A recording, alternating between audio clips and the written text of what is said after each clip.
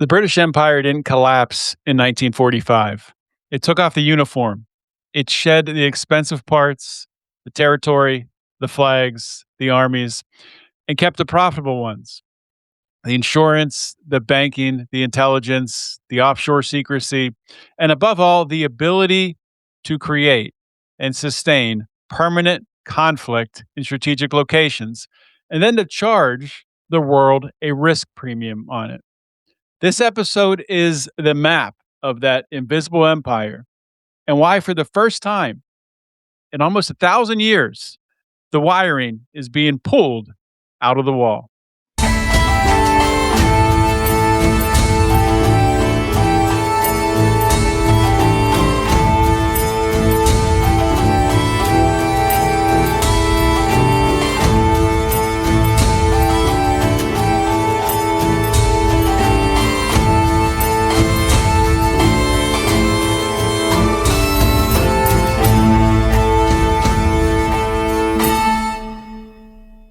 A familiar story to listeners of this show here on Lions of Liberty.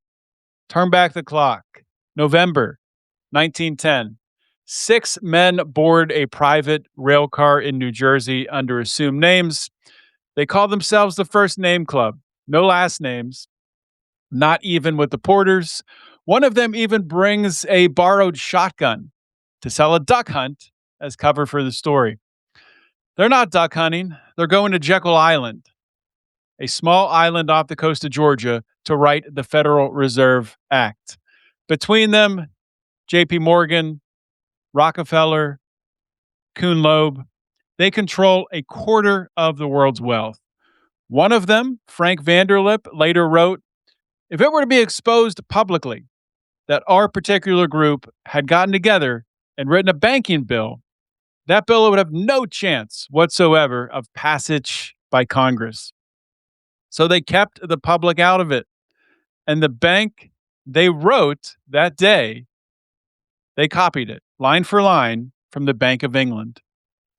Welcome to Finding Freedom, guys. Great to have you back today. Today we're going to be pulling back the curtain on the empire that never actually died. I'm excited to be talking about this topic in today's episode.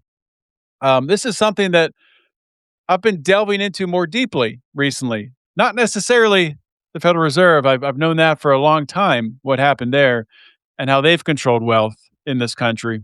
We're going to be turning our focus across the ocean to England, to a small island, and the influence that they have and have had for a long, long time. My job today is to give you the shape of what this is, and then in the future weeks, months, years, I'll be bringing in experts who know a lot more than me to talk about this. So today's episode, a lot of this might sound like the History Channel or a weird drunk uncle at Thanksgiving. It's not. I promise you that. All of this has been sourced, and the majority of it, I have pulled a lot of this from a Substack article written by Vivify Mariposa. Her Substack is called No Filter, Just Facts. The article is called The Empire That Never Died: How Britain Used Conflict to Build the Invisible System That Controls Your Money. This article really opened my eyes, but I've been going down this road for a long time, really because of this Iran conflict, and searching for true motivations of what is happening here. Watched a lot of my new favorite YouTube channel, Rich Does Politics, has tremendous guests on global economics, intelligence. Tom Luongo, among those guests, one of his frequent guests, who I've learned a lot from. And I'm not an expert here, guys. I'm trying to share what I know because I see a lot of, especially libertarians, I know a lot of listeners, watchers of this show, Finding Freedom here on Lions of Liberty.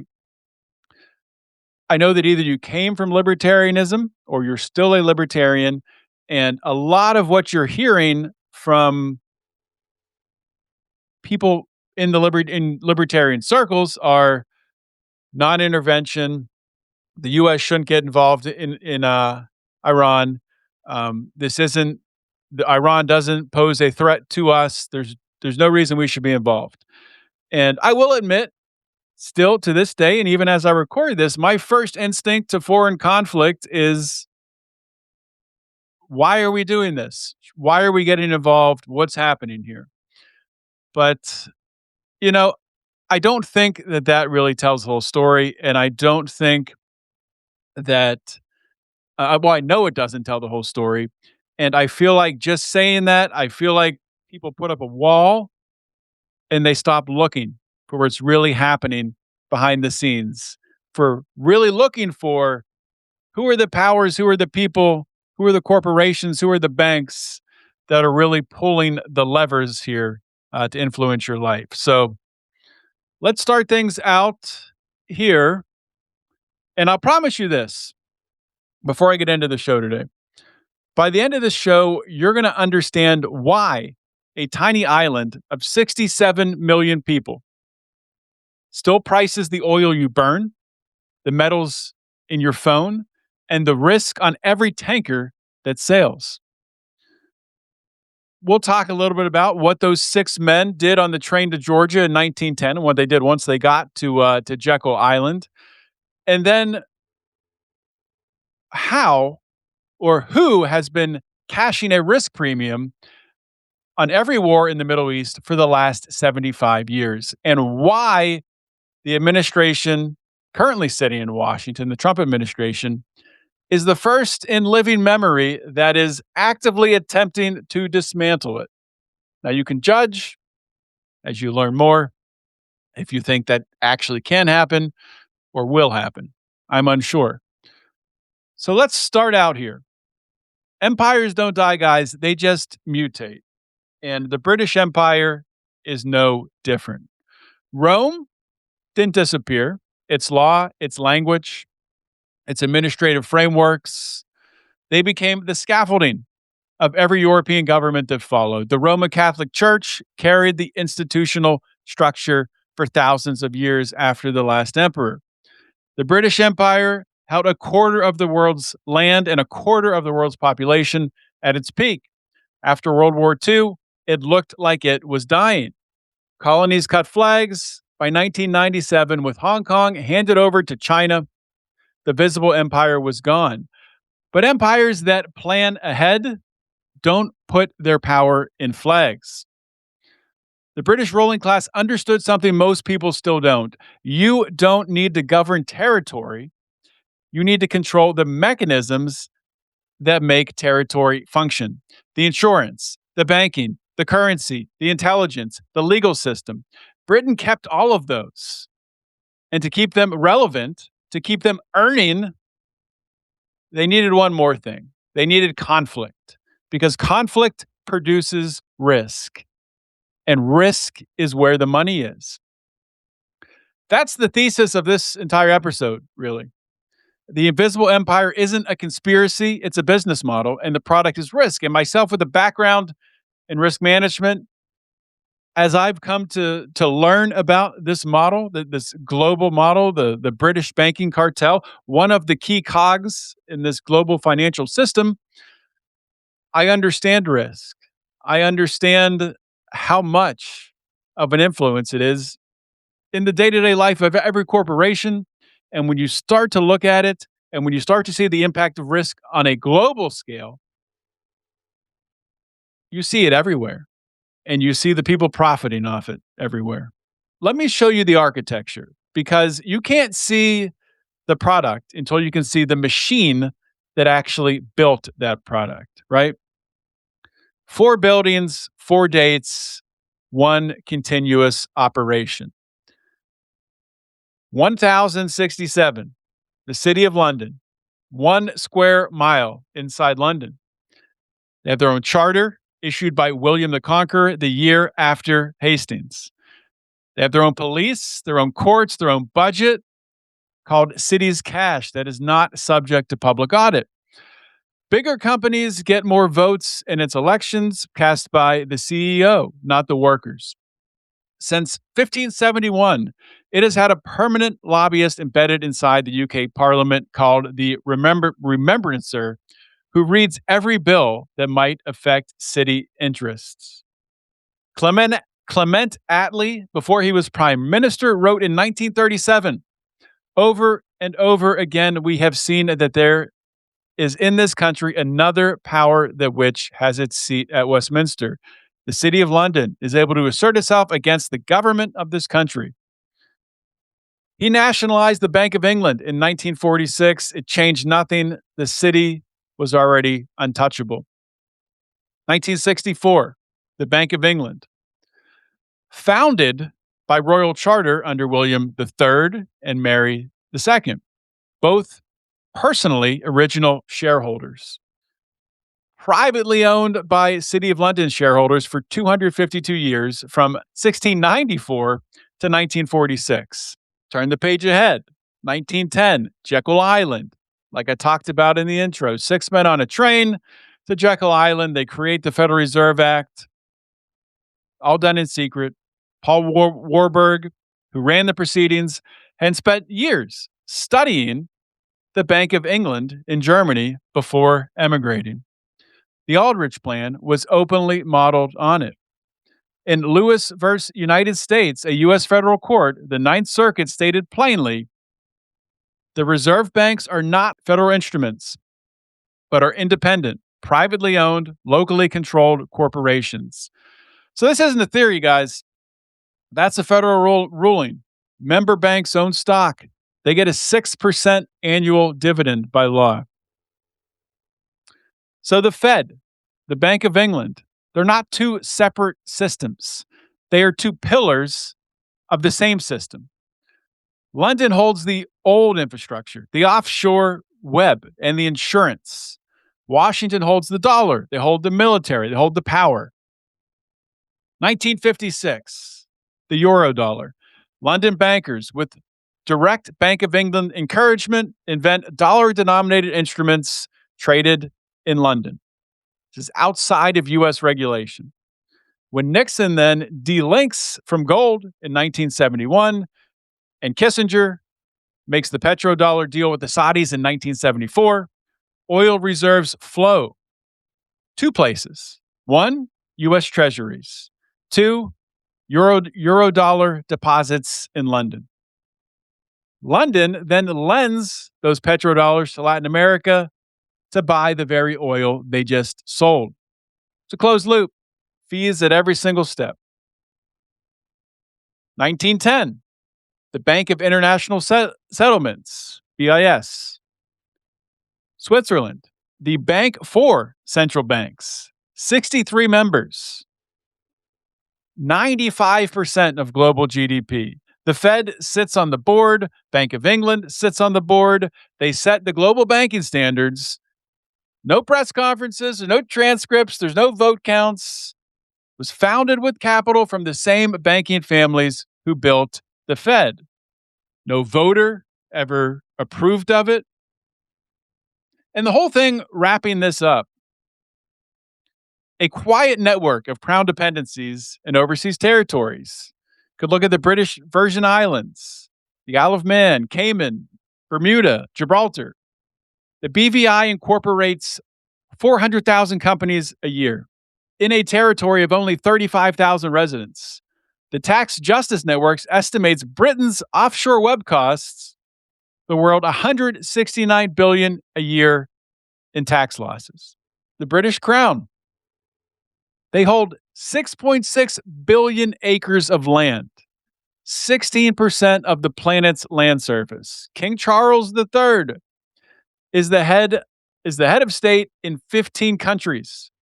In each of them, the Crown's representative holds reserve powers to dismiss elected prime ministers. 1975, in Australia, Governor General John Kerr fired Prime Minister Gough Whitlam after Whitlam tried to nationalize mining and close American intel bases. That was 50 years ago. The power still exists today. Guys, this is the architecture that I'm talking about. And because an architecture this expensive to maintain only works if it produces something. What does it produce? Produces conflict. If you've heard of Lloyd's of London, you might think, oh, that's an insurance company. But you don't know the power that they hold. It's not just an insurance company, it's a marketplace, and it's a product of war. Lloyd's was born in a coffee house in 1988, incorporated by an act of parliament in 1871. In 2024, it wrote 52.1 billion with a B in premiums. 40 to 50% of that came from North America. The US is its single largest market. Lloyd's is the largest surplus lines insurer in the United States, the largest non-US reinsurer operating in America. When an American insurance company can't carry a risk, you think about a nuclear plant, a satellite, an oil rig, a tanker transiting a war zone, they call Lloyd's. 90% of global trade moves by sea. Let's talk about Iran. The Strait of Hormuz, 21 miles wide, handles 21 billion barrels of oil a day, about 20% of global seaborne oil. For 300 plus years, Lloyd's has priced the marine war risk insurance on that corridor. Control the insurance, you control who can sail. Control who can sail, you control the energy supply of the global economy. So let's go back to conflict. Conflict is not a problem for Lloyd's. Conflict is a product.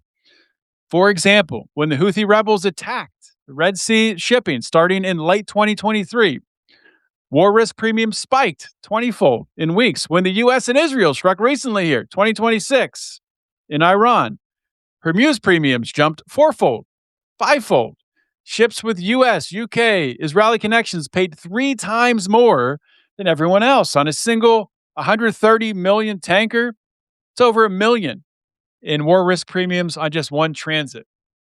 Now, with that in your head, listen to this next part. 1908, in Persia. This is where British first struck oil. The Anglo-Persian Oil Company, later known as BP, British Petroleum, gives Britain a chokehold on Persian energy for decades. 1951, Iranian Prime Minister Mohammad Mossadegh nationalizes Iranian oil. He wants the revenue to go to Iranians. 1953, MI6 and the CIA joint operation, Operation Ajax, overthrows the prime minister. The Shah is restored and British oil is protected. 1979, the Iranian Revolution, the stable, modernizing Persia that could have existed is now gone. In its place, radical Islamic governance, permanent confrontation at the most strategically critical energy choke point on Earth. That's not a failure. That's a product. The old stable Persia was gone. The stable Persia that would never have generated those Hormuz premiums is gone. The destabilized Iran generates them continuously. Now let's look at a harder people, government, Israel. So the Jewish people after the Holocaust, they had a need, right? A need for safety. That's not disputed. But that need for safety was exploited. Britain had been making contradictory promises in the region since 1917. The Balfour Declaration, they promised Jewish leaders a national home. They promised Arab leaders independence. They made secret agreements with France.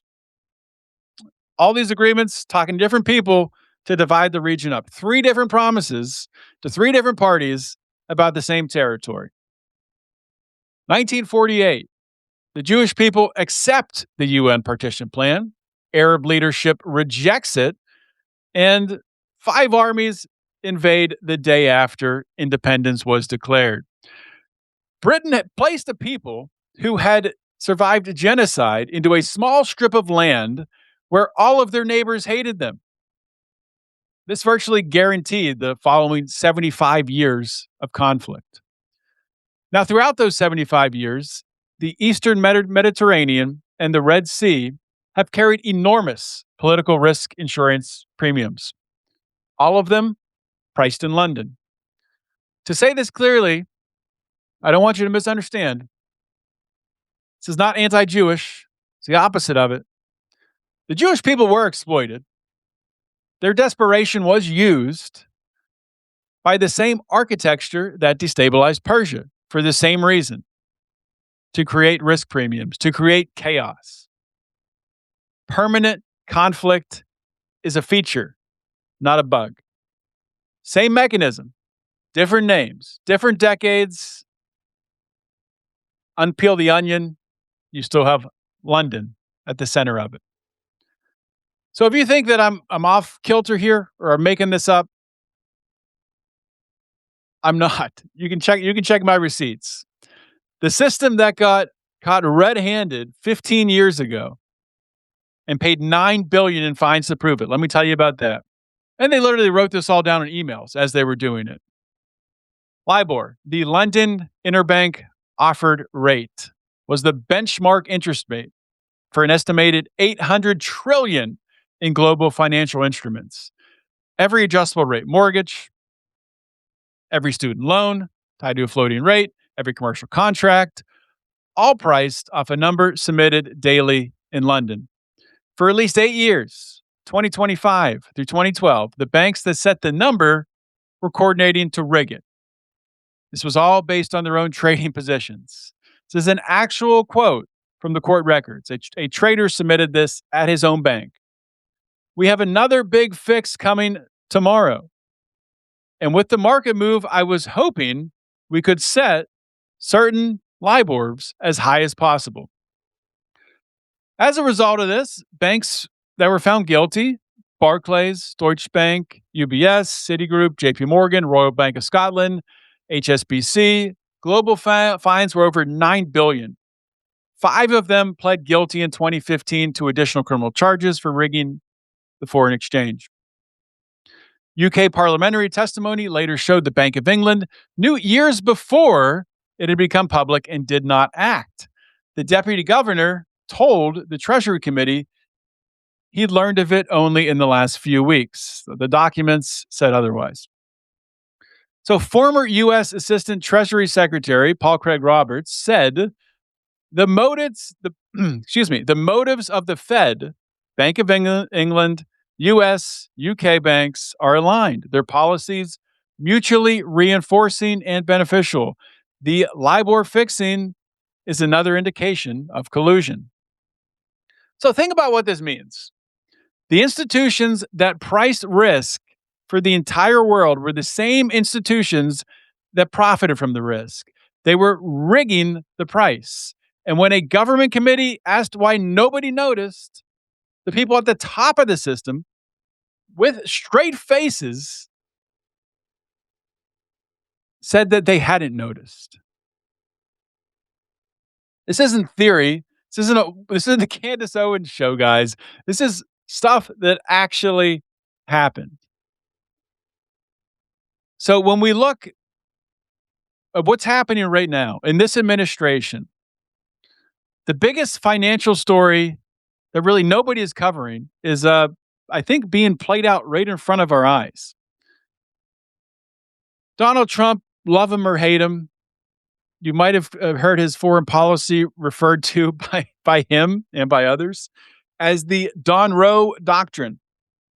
So is Donald Trump, is he really pulling wires on this global financial system? Well, let's pull back the curtain a little bit and see. So, of course, Trump did not come into office talking about the British Empire, talking about British banking cartels, talking about the city of London. I don't think he's ever talked about that. But he's talking about America first. And what that looks like in practice is a direct attack on every pillar of this British banking cartel. So Trump named this Don Roe doctrine at Mar-a-Lago. The 2025 his 2025 national security strategy made it official.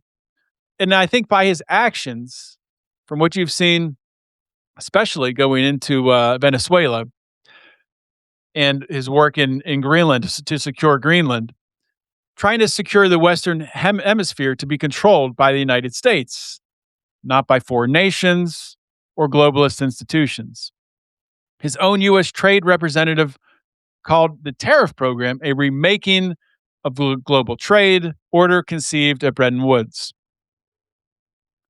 So this isn't an analyst framing it. This is the administration describing what they are trying to do. At least agree or disagree with it all you want. This is what they're trying to do. They are trying to reorder global trade. All right, January 3rd, 2026. Operation Absolute Resolve. U.S. Delta forces capture Venezuelan President Nicolas Maduro in Caracas and fly him to the United States. It's the first sitting foreign head of state seized by U.S. forces and brought home for a trial in modern history. Venezuela, of course, holds the largest proven oil reserves. That oil has been outside the dollar system, and now it's being pulled back in. Like I said, if you like the action or not, you can't argue with the result, with what's happening. So demands on the Panama Canal. This happened early in Trump's second term here. Chinese port operators were entrenched. Then we have Greenland, rare earths, Arctic shipping, 50% tariffs on Brazil, pressure on Colombia, Mexico, Cuba. It's clear what is happening in the Northern Hemisphere. Donald Trump is attempting to take control. And then the intel cutoff. Trump's DNI in 2025 classified critical intelligence as no foreign nationals, blocking the Five Eyes flow of key files.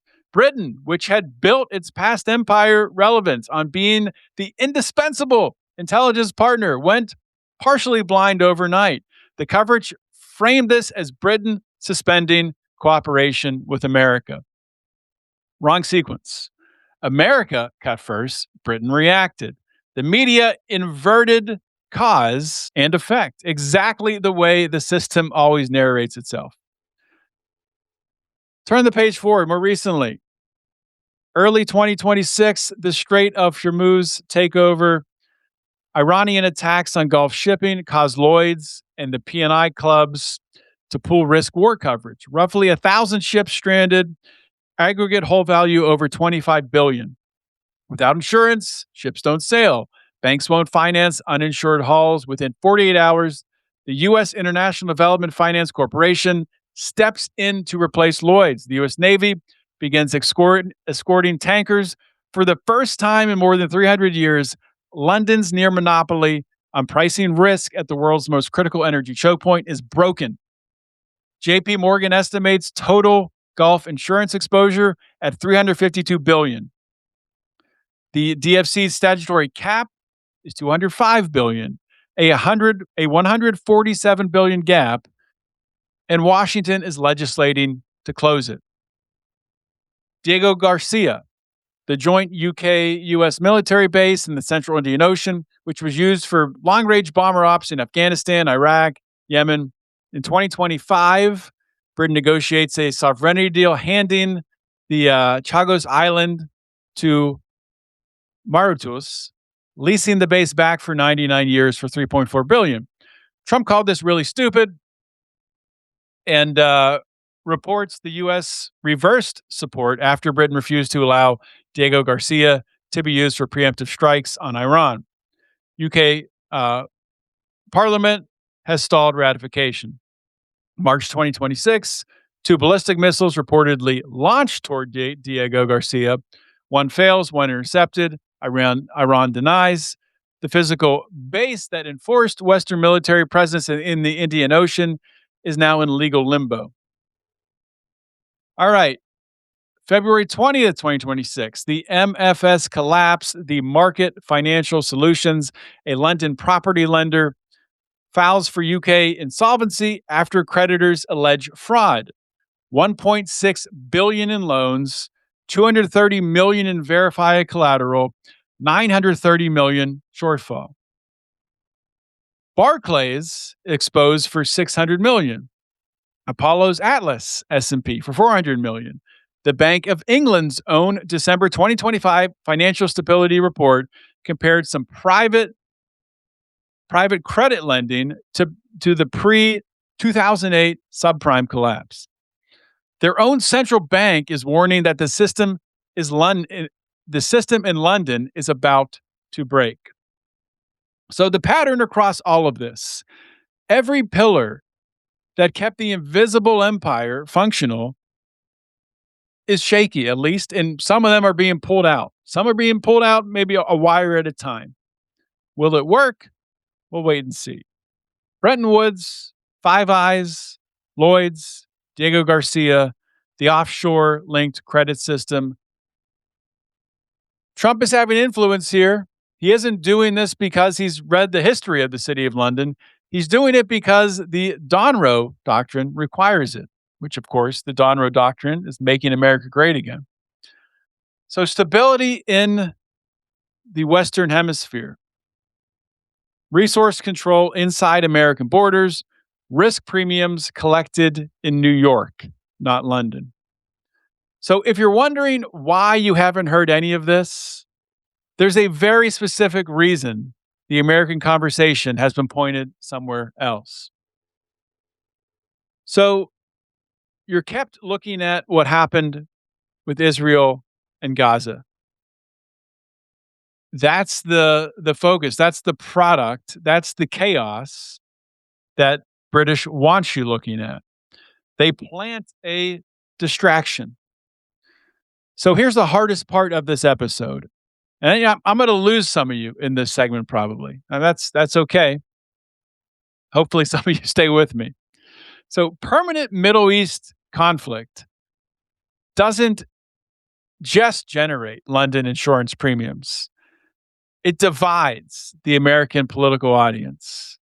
2021, AIPAC launches its own super PAC and starts spending directly on U.S. elections. This is for the first time. 2024, over $100 million on 389 congressional races, spending in more than 80% of contested seats. Speaker Mike Johnson received at least $654,000. Minority Leader Hakeem Jeffries received at least $933,000. Both parties, both leaders, 318 AIPAC-backed candidates won. 29 plus million was deployed to defeat two specific House Democrats, Jamal Bowman and Cori Bush. Two of the most expensive primaries in U.S. history, both lost. The result, it was a single foreign policy issue tearing through American political coalitions, breaking the Democrat Party down the middle, splitting young Republicans from old Republicans, reshaping campuses, and dominating the conversation online. Of course, what has stoked the flame of this more, the Charlie Kirk murder and the fallout from that, with many people blaming Israel there as well. So what does this all lead to? It leads to a society arguing about a conflict 6,000 miles away, in a society that is not looking at the system that created the conflict.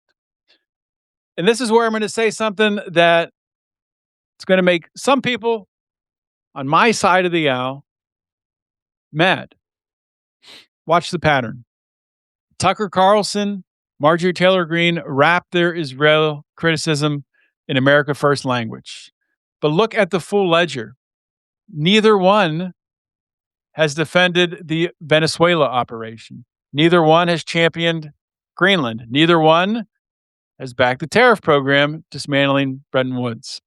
Neither one has said a word about what Trump is doing to the British intelligence architecture. They found one issue where their audience overlaps with the progressive base, and they're riding it. It's not America First. You could call it content farming. They're doing exactly what the British system has always needed the American political figures to do. Keep the domestic audience focused on the flashpoint instead of the system behind it. So Trump's own advisors told Axios on record, Israel wants chaos. We want stability. Netanyahu's career-long objective has been the destruction of the Iranian regime. Netanyahu's not America first, okay? Trump joined the Iran war. Trump's team wants an end to the Iran war. Netanyahu does not want an end to the Iran war. That's the difference in the story. A lot of people who focus on the flashpoint think that Donald Trump, that the U.S. is following Israel's lead. I don't think that's the case. So that kind of brings things to the point where I'm going to wrap things up for the day and where this series is going from here. In the next weeks, months, years from now, I plan to bring on people who are experts on these topics. City of London, the Remembrancer, Jekyll Island, Lloyd's, Hormuz, the insurance monopoly, LIBOR, the institutional collusion. We're going to talk about all of this, okay? That's my plan. It's a bit of a pivot for this show. I've kind of strayed away from politics, but I think this is too important not to focus on. And quite frankly, if somebody else in the libertarian space, liberty-leaning space was focusing on it, then I'd probably step back and not do anything. But nobody else is really touching this. I don't think anybody else is giving answers. No one else that I've seen in this space is really digging beneath the surface. Of course, you have your people out there like your Tom Luongos, who I think have left the libertarian space. They're doing a fantastic job. I talked about Rich Does Politics, which is a fantastic YouTube channel that I get a lot of my information from.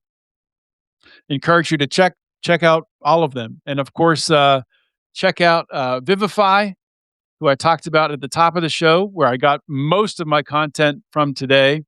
Vivify Mariposa and her excellent Substack, No Filter, Just Facts. I'll link to that on the show notes page as well. Please check that out. As always, please subscribe to Lions of Liberty. If you like this show, share it with a friend. Subscribe on YouTube, Apple, Spotify. You can follow Lions of Liberty on X, on Instagram, at Lions of Liberty. You can follow me on X, on Instagram, at John Odermatt. If you have questions, if you have guest recommendations, please don't hesitate to reach out. Shoot me an email, john@lionsofliberty.com. And with that being said, guys, I will see you all next week. In the meantime, keep on moving.